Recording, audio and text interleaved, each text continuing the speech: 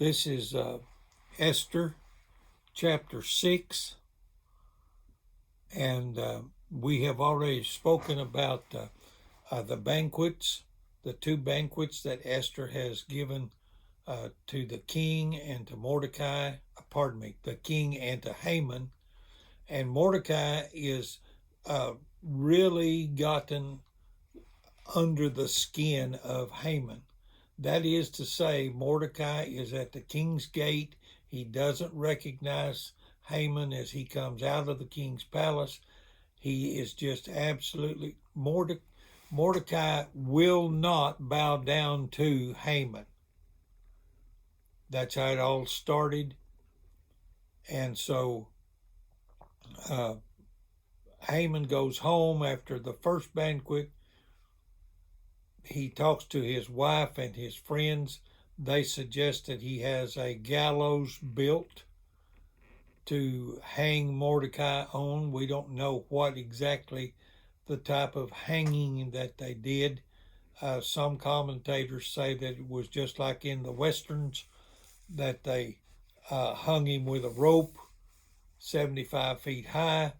Others say it was an execution stake where they impaled him on a post 75 feet high. Now, I have no idea. I was not there. There are no videos of that, of course, and there are no pictures. All we have is our imagination.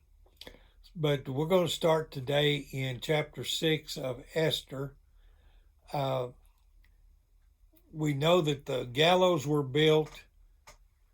Haman had this idea, I will go and talk to the king, we'll hang him so high enough so that everybody can see, and then we'll go to the second banquet. And that's where we left off. Haman goes to bed that night thinking, I've got it all worked out. Well, let's see. Chapter 6, verse 1. That night the king could not sleep. Wonder why? Could it have been too much pizza? Spaghetti? Who knows? Could have been God. The king could not sleep, so he ordered the book of the Chronicles, the record of his reign, to be brought in and read to him. All kings had scribes constantly writing about what they did and what happened in the kingdom, and different laws and just different happenings. And so he didn't have TV to watch. He didn't have YouTube. He didn't have movie projectors. Didn't have books like we've got books and storybooks to read to entertain us, or magazines.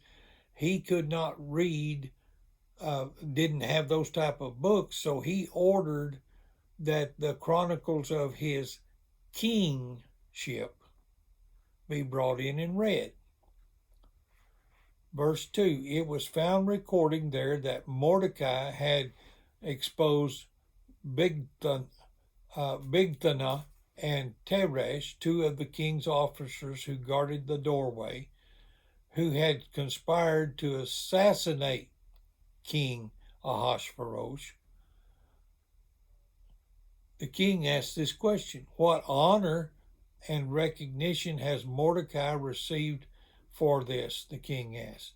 Nothing has been done for him, his attendants answered. The king said, who is in the court? Just now, Haman had just entered the outer court of the palace to speak with the king about hanging Mordecai on the gallows he had erected for him.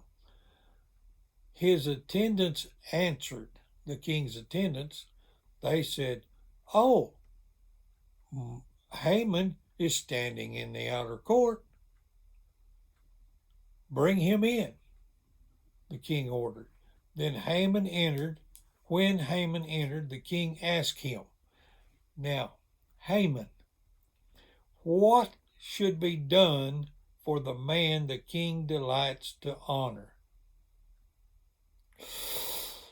Oh, his chest swole up and, his scratch his head way out here because he got the big head. Now Haman thought to himself, "Who is there that the king would rather honor than me? Who is there that the king would rather honor? Look how he's promoted me." So he answered, "For the man the king delights to honor, have them bring a royal robe the king has worn, and a horse the king has ridden, one with a royal crest placed on its head. Then let the robe and the horse be entrusted to one of the king's most noble princes. Let them robe the man the king has delights to honor, and lead him on the horse through the city streets, proclaiming before him, 'This is what is done for the man the king delights to honor.'" I can just see him now, can't you? Riding in the Cadillac convertible down Main Street. Everybody on the side saying, "Woo! My goodness, Haman, you've made it." The king says in verse 10, "You, Haman, go at once," the king commanded Haman. "Go at once.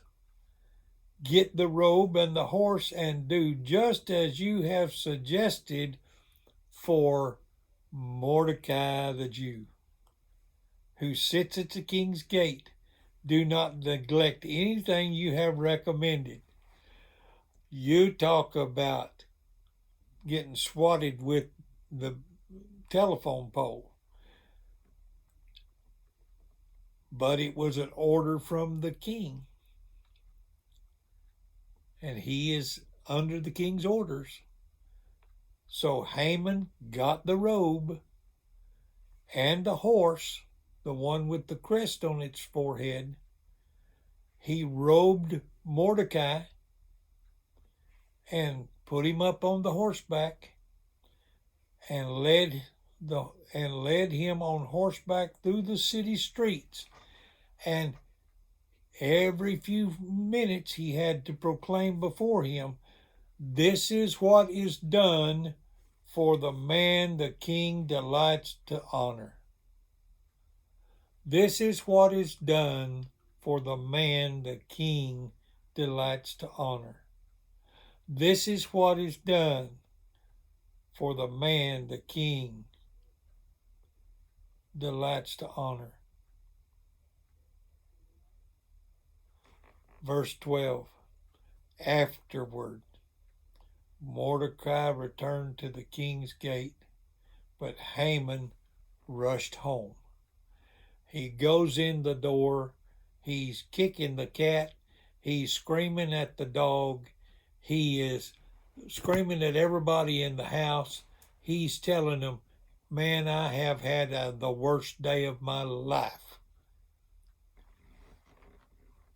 Haman rushed home with his head covered with grief and told Zeresh, his wife, and all his friends everything that had happened to him. His advisors and his wife Zeresh said to him, Since Mordecai, before whom your downfall has started, is of Jewish origin, you cannot stand up against him. You are surely come to ruin. You will surely come to ruin." While they were still talking with him, the king's eunuchs arrived and hurried Haman away to the banquet Esther had prepared.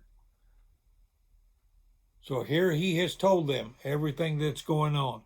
He's told them, How humiliating it's been all day long that I have done this for Mordecai, my enemy. I hated him, I hated him, I hated him. And here comes the king's servants to rush him off, to rush Haman off to the banquet. But notice back in verse 13, his advisors and his wife told him, since you come against Mordecai, and Mordecai was honored before you and above you, you will not be able to stand. Your ruin is at hand.